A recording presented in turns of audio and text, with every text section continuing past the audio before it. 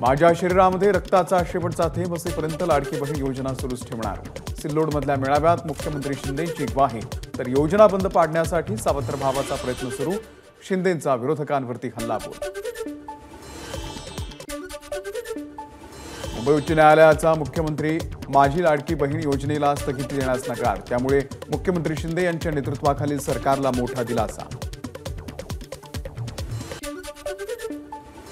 मुख्यमंत्री माझी लाडकी बहीण योजनेमध्ये मराठीमधील अर्ज नामंजूर होणार नाहीत। पात्र महिलांचे मराठी भाषेमध्ये अर्ज हे ग्राह्य धरले जातील। महिला आणि बाल विकास मंत्री आदिती तटकरेंकडून स्पष्ट। लाडकी बहीण योजनेला कोट्यवधी महिलांचा प्रतिसाद। त्यामुळे महाविकास आघाडी भयभीत। संजय राऊत यांच्या आरोपांना भाजप आमदार प्रवीण दरेकर यांचं उत्तर।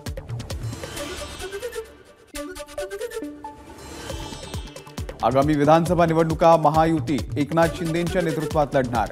राष्ट्रवादीच्या सुनील तटकरे यांची एबीपी माझाच्या खास मुलाखतीत माहिती। अजितदादांमुळे लोकसभेमध्ये नुकसान नाही, भाजपच्या केंद्रीय नेतृत्वाचं मत। माझाच्या 0 आवर कार्यक्रमात सुनील तटकरे यांचं वक्तव्य। 2014 पासून आमची भाजपशी युतीची चर्चा सुरू होती, तटकरेंची माहिती। पुढील 5 वर्षे शेतकऱ्यांना वीज माफी देणार असल्याची उपमुख्यमंत्री अजित पवारांची घोषणा। वीज माफी दिली नाही तर पवारांची औलाद सांगणार नाही, नाशिकमध्ये अजित पवारांचं वक्तव्य। वेश बदलून दिल्लीला जात होतो याचे पुरावे दिले तर राजकारण सोडेन, अजित पवार यांचं वक्तव्य। आरोप सिद्ध न झाल्यास आरोप करणाऱ्यांनी संन्यास घ्यावा, सुप्रिया सुळे यांना ओपन चॅलेंज।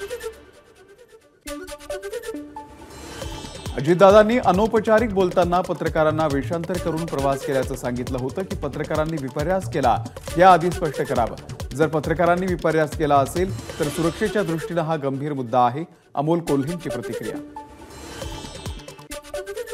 पंतप्रधानांना चॅलेंज करण्याची त्यांची औकात आणि लायकी नाही, तुम्ही वाकड्यात शिरला तर तुम्हाला तसंच उत्तर दिलं जाईल, नारायण राणे यांची एक्सवरून उद्धव ठाकरेंना इशारा।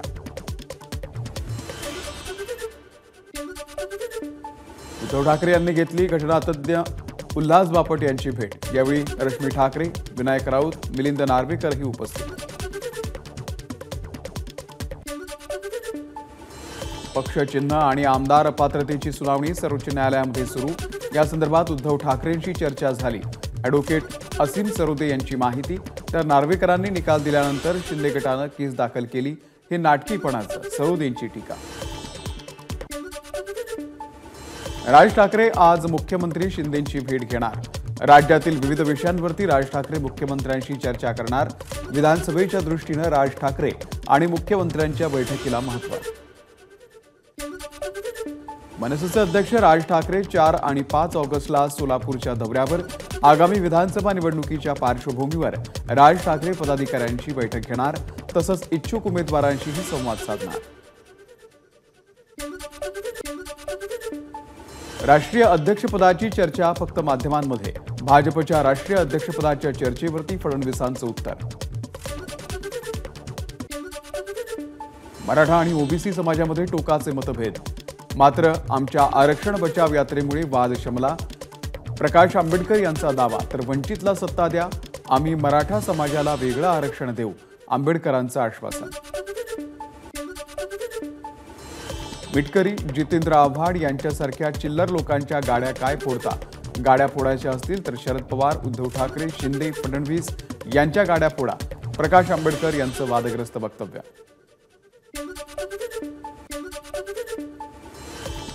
हे सुसंस्कृत राज्य आहे, सर्वच नेत्यांनी राज्यासाठी काही ना काही काम केलंय, योगदान दिलंय, त्यामुळे त्यांची गाडी फोडा असं विधान करणं योग्य नाही, प्रकाश आंबेडकरांना बावनकुळेंचा सल्ला।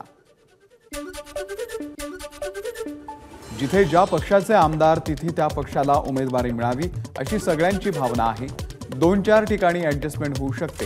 केंद्रीय नेतृत्व आणि राज्यातील तिन्ही प्रमुख नेते बसून योग्य तो निर्णय घेतील, बावनकुळेंची जागा वाटपावरती प्रतिक्रिया। सांगली लोकसभेचा दाखला देत भाजपचे नेते बाळा भेगडे यांनी भाजप मावळ विधानसभेमध्ये बंडखोरीचे दिले संकेत। अजित पवार गटाचा प्रचार न करण्याचाही ठराव। आमदार सुनील शेळके यांना भाजपचा तीव्र विरोध। मिटकरी हे राजकारणामध्ये राखी सावंत। आमच्या नेत्यांना पळपुटा म्हणणारे मिटकरीच अकोला विश्रामगृहाच्या बाथरूममध्ये लपले होते। मनसे अकोला जिल्हाध्यक्ष पंकज सावळे यांची अमोल मिटकरी यांच्यावरती टीका। अमोल मिटकरी यांच्या गाडीवरील हल्ल्या प्रकरणामध्ये तिघांना पोलीस कोठडी। मनसेचे सचिन गव्हाळे, राजेश काळे यांना 1 दिवसाची पोलीस कोठडी। मिटकरींच्या गाडीवरील हल्ल्या प्रकरणामध्ये आज 6 जणांना जामीन। अमोल मिटकरी राडा प्रकरण हा मिटकरी आणि मनसे जिल्हाध्यक्ष पंकज सावळे यांनी प्रसिद्धीसाठी रचलेला कट। नितीन देशमुख यांचा गौप्यस्फोट।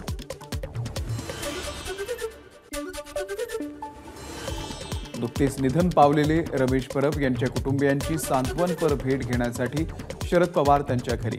रमेश परब हे राष्ट्रवादी काँग्रेस शरदचंद्र पवार पक्षाचे मुंबई विभागीय उपाध्यक्ष होते।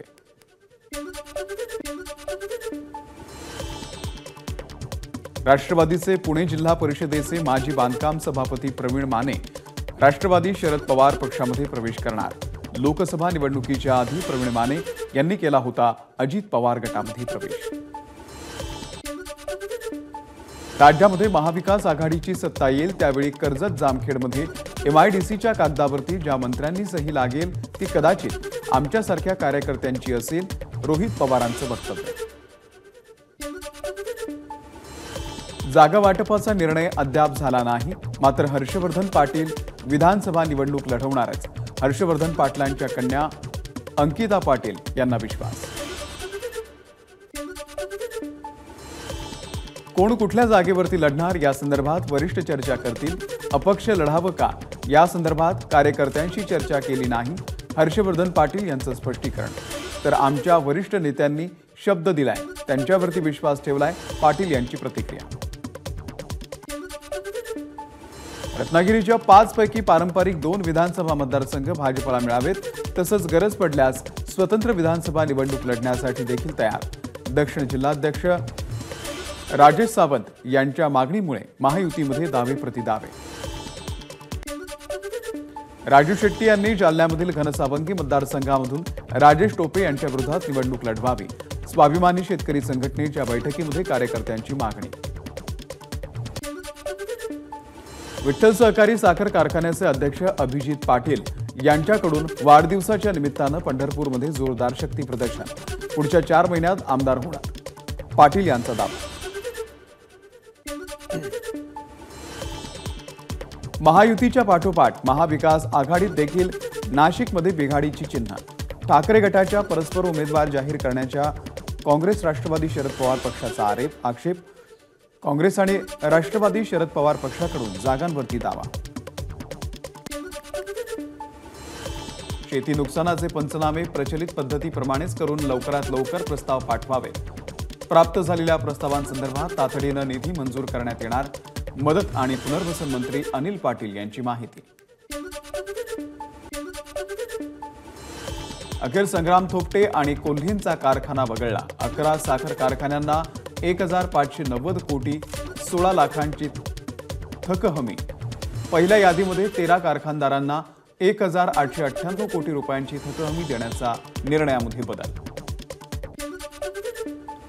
मुख्यमंत्री अन्नपूर्णा योजनेचा लाभ घेण्यासाठी eKYC करा, तसंच बँक खातं आधारला संलग्न करण्याचं अन्न आणि नागरी पुरवठा विभागाचं आवाहन।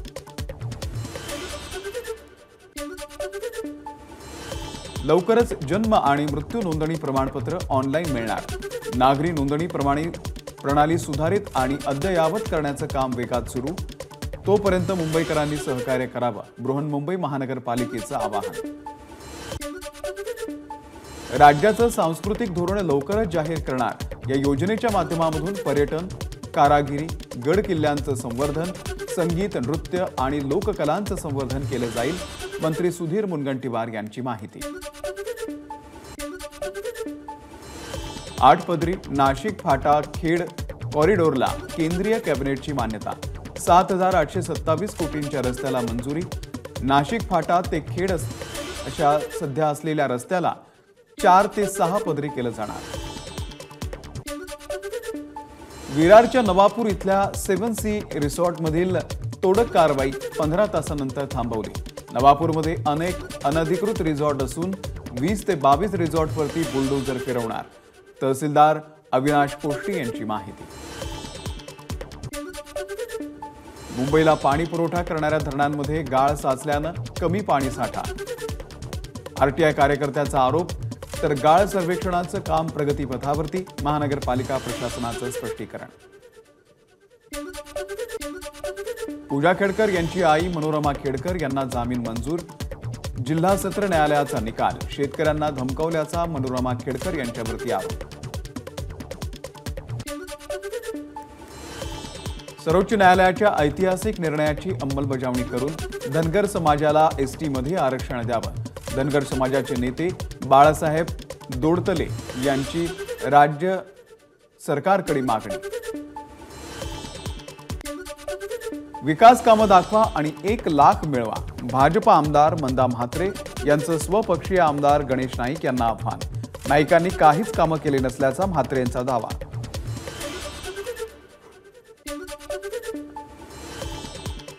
नाद करा पण शरद पवारांचा नाद करू नका, अन्यथा तुमचं राजकीय नुकसान करून घ्याल। निलेश लंके असा राम शिंदे यांना अप्रत्यक्षपणे टोला। पक्षानं नाही तर पालकानं बालकाचा छंद पुरवला पाहिजे। सुजय विखे यांच्या विधानसभा लढण्याच्या वक्तव्यावरती बाळासाहेब थोरात यांची मिश्किल टिप्पणी। मुलाचा छंद कसा पुरवायचा तुम्ही सांगू नका, बाळासाहेब थोरात यांच्या टिप्पणीवरती राधाकृष्ण विखे पाटील यांचा पलटवार। रवींद्र चव्हाण यांच्या अध्यक्षतेखाली पार पडलेल्या पालघर जिल्हा नियोजन समितीच्या बैठकीमध्ये गोंधळ। जलजीवन मिशनचं काम अपूर्ण असतानाच ठेकेदारांना पूर्ण निधी दिल्याचा विरोधी बाकावरच्या जिल्हा परिषद सदस्यांचा आरोप। काँग्रेसचे आमदार झिशान सिद्दीकी यांच्यासह अन्य 7 जणांवरती गुन्हा दाखल। वांद्र्यामध्ये सर्वेक्षणाच्या दरम्यान सरकारी कामामध्ये अडथळा आणल्याचा आरोप। रत्नागिरी जिल्ह्याची पाण्याची गरज संपल्यानंतर ते पाणी मराठवाड्याला दिलं जाणार। या संदर्भातला अहवाल लवकरच तयार केला जाईल, मंत्री उदय सामंत यांनी केलं स्पष्ट।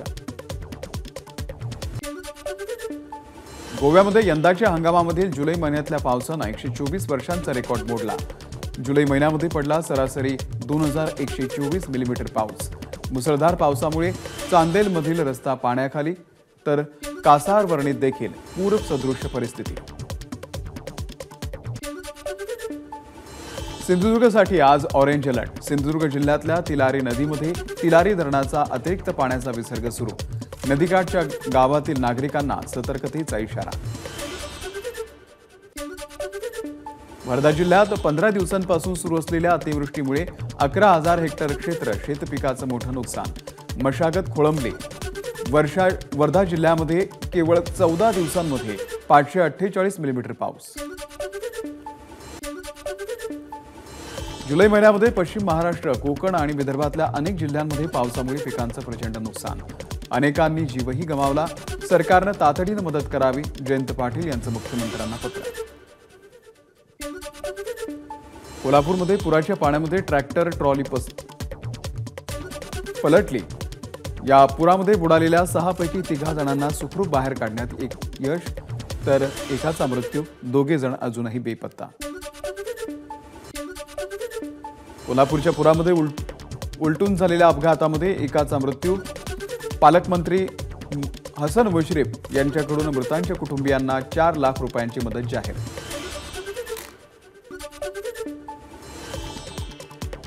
गोंदियाच्या अर्जुनी मोरगाव तालुक्यातील केशोरी चिचोली या मार्गावरती पर्यायी रस्ता पुन्हा गेला वाहून। यावर्षी पुन्हा वाहून गेला रस्ता। शेतकऱ्यांसह शाळेचे विद्यार्थी आणि ये जा करणाऱ्या नागरिकांना फटका।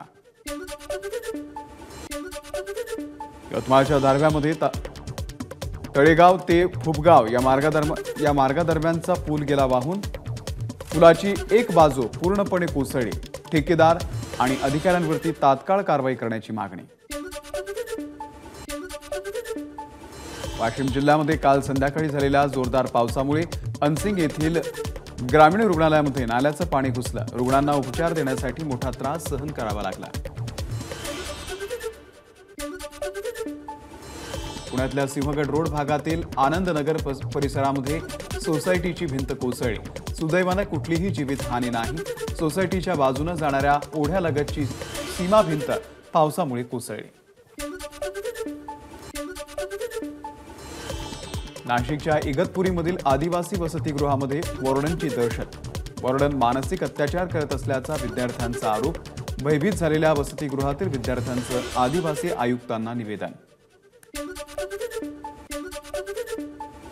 कल्याण सहजानंद चौक होर्डिंग दुर्घटने प्रकरणामध्ये होर्डिंग लावणाऱ्या ठेकेदाराच्या विरोधात गुन्हा दाखल। हलगर्जीपणा देखभाल दुरुस्ती न केल्या प्रकरणामध्ये गुन्हा दाखल। कल्याण सहजानंद चौकातील होर्डिंग दुर्घटनास्थळाला भाजपचे नेते किरीट सोमय्या यांनी दिली भेट। 30 बाय 40च्या वर होर्डिंगची लांबी रुंदी असेल तर परवानगी देणाऱ्या अधिकाऱ्यांवरती गुन्हा दाखल करण्याची सोमय्या यांची मागणी।